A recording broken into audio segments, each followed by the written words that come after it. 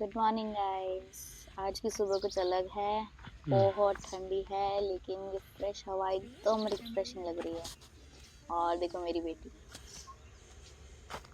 Still wrapped up in a blanket trying to wake up। Duty अभी। शहर में तो हम अलार्म क्लॉक से उठते हैं लेकिन यहाँ सिर्फ नेचर की आवाज़ सुनाई देती है। जैसे बर्ड्स की आवाज़, फिर लीव्स लीव्स की इतनी स्ट्रॉन्ग आवाज़ आती है। बाकी हम जहाँ रहते हैं वहाँ तो पता ही नहीं चलता। मतलब पीसफुल लग रहा है यहाँ पे। सकाळची ही शांती खूप खूप वेगळी गुड वाटते, खूपच जास्त. मॉर्निंग। तू बोल, त्याने बोल, मम्मी आई लव यू। तू बोल, आई लव यू। हम जामनगर से यहाँ तक आए वाया पनवेल। पहले हम ट्रेन से पनवेल पहुँचे, फिर वहाँ से इको से वाकण, फिर वहाँ से 6 सीटर से पाली, और पाली से फिर एक और 6 सीटर से उद्धर, या उद्धर करके एक गाँव है, उसी के पास है। और रास्ता काफ़ी इंटरेस्टिंग था और बहुत टायरिंग भी। कभी हाईवे, कभी छोटी छोटी गाँव की गलियाँ, और कभी जंगल। जहाँ हम आए हैं ये जगह बिलोंग करती है तुषार केलकर जी की, जो एक आर्किटेक्ट है और एक ऑथर है और एक ट्रू नेचर लवर है। और वो इको फार्मिंग करते हैं यहाँ पे। सबसे क्रेजी बात तो ये है कि उन्होंने ये पूरी जगह अकेले बनाई है, 10 साल तक बिना किसी की मदद के। और एक आदमी, नेचर और वक्त, बस। और रिजल्ट देखो, एकदम पैराडाइस है यहाँ पे। ये अनूप है। मुंह नहीं दिखा रहा, ब्रश कर रहा है इसलिए।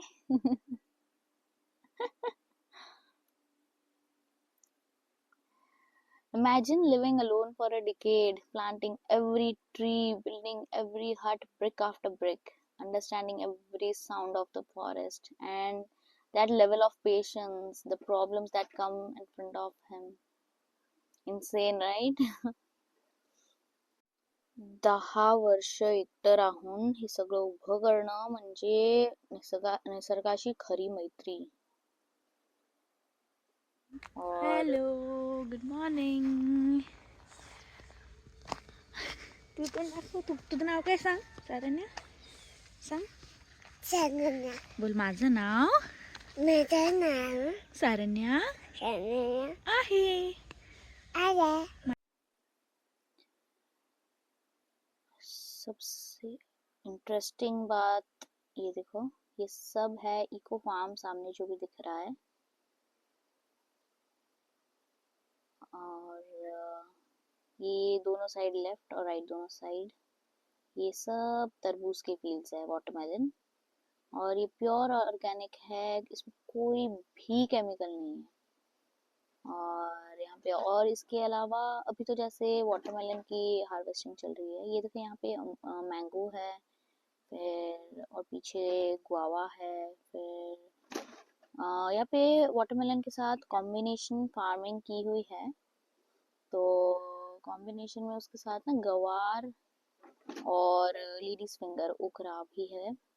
तो उससे जैसे हमने बात किया था, तो तुषार जी ने बताया कि कॉम्बिनेशन फार्मिंग की वजह से ना ऑर्गेनिक में ये यूजुअली किया जाता है, बिकॉज जो भी कीड़े या रैट्स या कुछ भी होते हैं वो डायरेक्टली वाटरमेलन के पास नहीं जाते। तो जो बाकी के जैसे गवार या लेडीज फिंगर है वो उन्हें रोक देती है। सो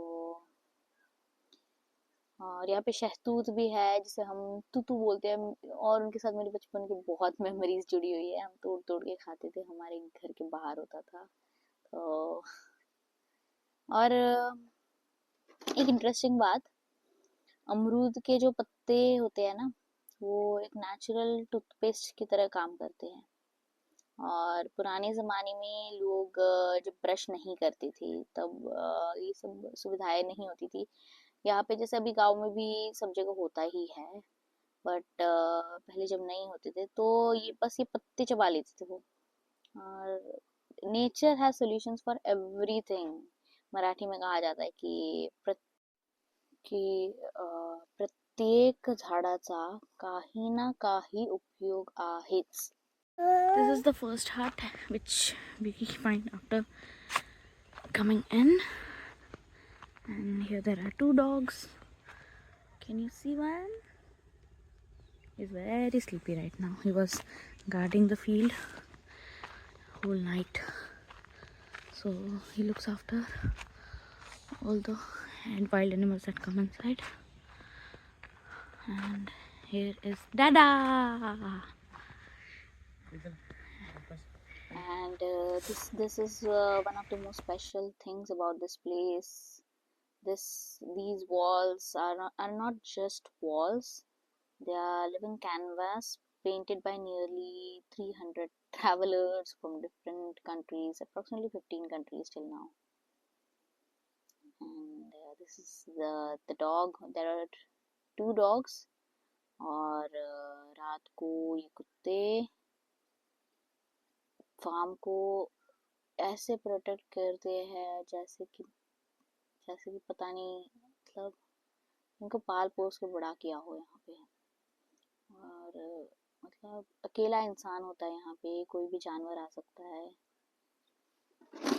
वो भौंक भौंक के भगा ही देते हैं। और मतलब अपने मालिक के इतने प्रोटेक्टिव होते हैं।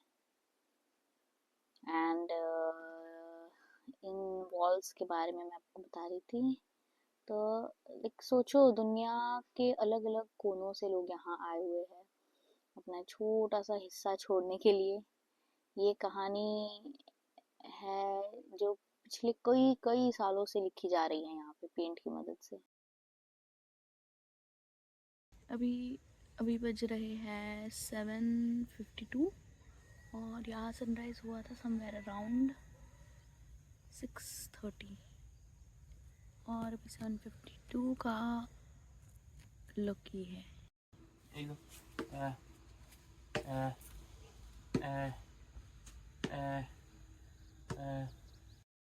अब सवाल ये है कि ये लोग जो यहाँ पे आते हैं वो कैसे आते हैं, लाइक उनको क्या चीज़ है जो उन्हें दुनिया अट्रैक्ट करती है। मतलब इतना सिंपल है, कुछ लग्जरियस नहीं है, कुछ नहीं है, सब मतलब एकदम बेसिक। और लाइक जो लोग यहाँ पे आते हैं वो मोस्टली होते हैं like New York, London, Mumbai, Tokyo.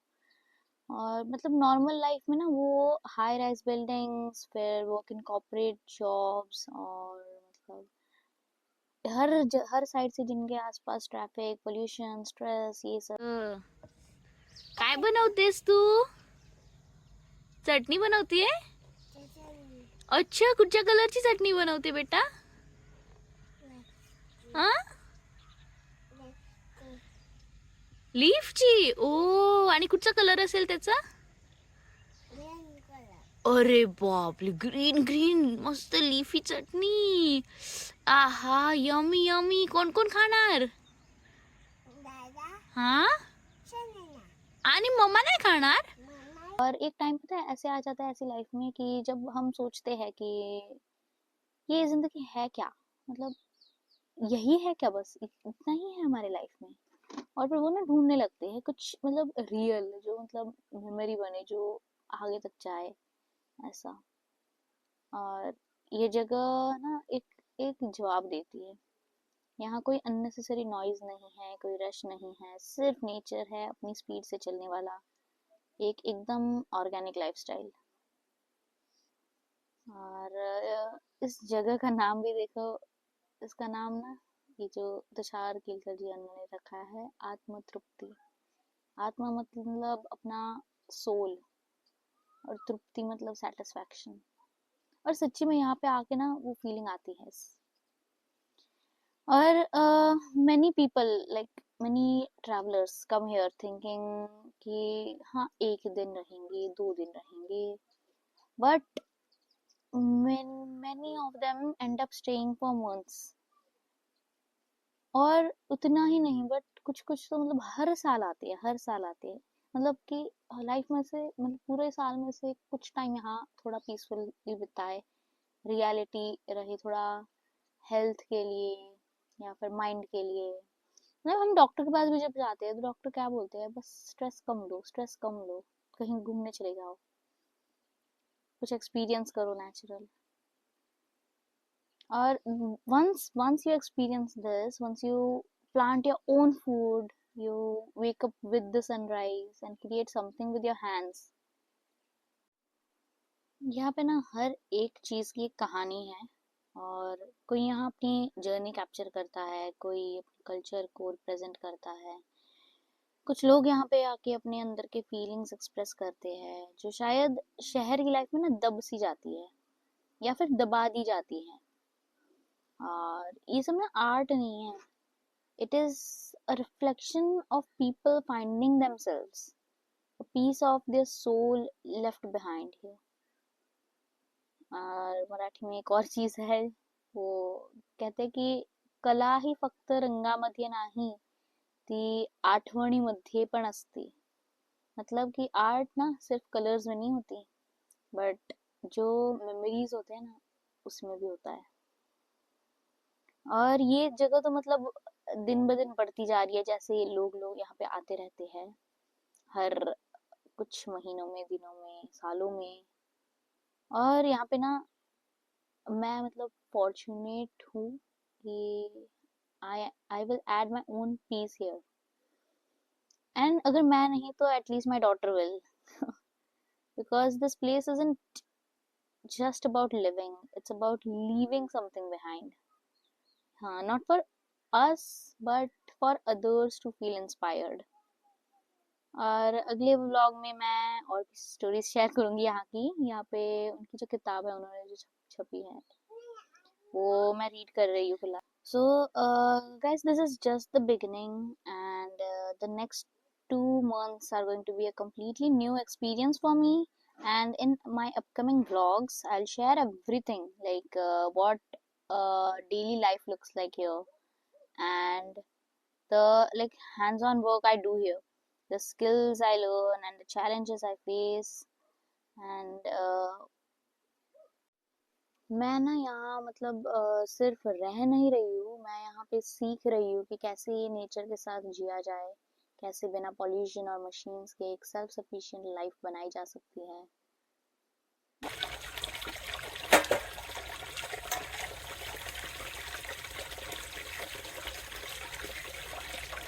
One of the most unique things about this place is that there are no doors, not just open doors, but no doors at all, no locks, no keys. And honestly, at first it felt strange coming from a city where we double check the locks before sleeping. This was a completely new experience. Like शहर में हम like दरवाजे इसलिए बंद करते हैं क्योंकि हमें चोरी का डर होता है। यहाँ दरवाजे नहीं है क्योंकि लोगों में भरोसा है, सब एक फैमिली की तरह रहते हैं, एक दूसरे का रिस्पेक्ट करते हैं। And it's not about just safety, it's about a mindset shift. Like when there are no doors, there's no mine and yours, it's just ours. And another thing is that this place feels like home. We all cook together. There's no concept of one person's food or someone else's kitchen, so everyone contributes, cutting, cooking, cleaning, whatever needs to be done. और सबसे मज़ेदार चीज़ तो like हर कोई अलग अलग जगह से आता है, तो हर दिन नए नए फ्लेवर्स ट्राई करने मिलते हैं। कभी कोई इजरायली ट्रैवलर पीटा ब्रेड बना रहा होता है, तो कभी कोई south Indian dosa. And one of the most exciting things, I have started reading a book written by none other than Tushar Kelkar ji himself. It's about his incredible journey, how he left behind the city life, his struggles, built everything from scratch, and how each piece of the puzzle slowly fell into place. एक इंसान ना बिना किसी बड़ी planning के सिर्फ अपने vision और हार्ड वर्क के साथ ना एक सपना सच कर दिखाया। और ना मुझे यकीन है कि इस बुक से मुझे सिर्फ नॉलेज नहीं बल्कि एक एक्चुअली नया पर्सपेक्टिव मिलेगा। सो स्टे ट्यून्ड, अगले व्लॉग्स में मैं सिर्फ यहाँ का नेचर और व्यूज ही नहीं बल्कि अपनी रियल लाइफ एक्सपीरियंसेस भी बताऊंगी कि मैं क्या करती हूँ हर दिन और क्या क्या सरप्राइज मिलते हैं मुझे. So let's see how this journey changes my mindset.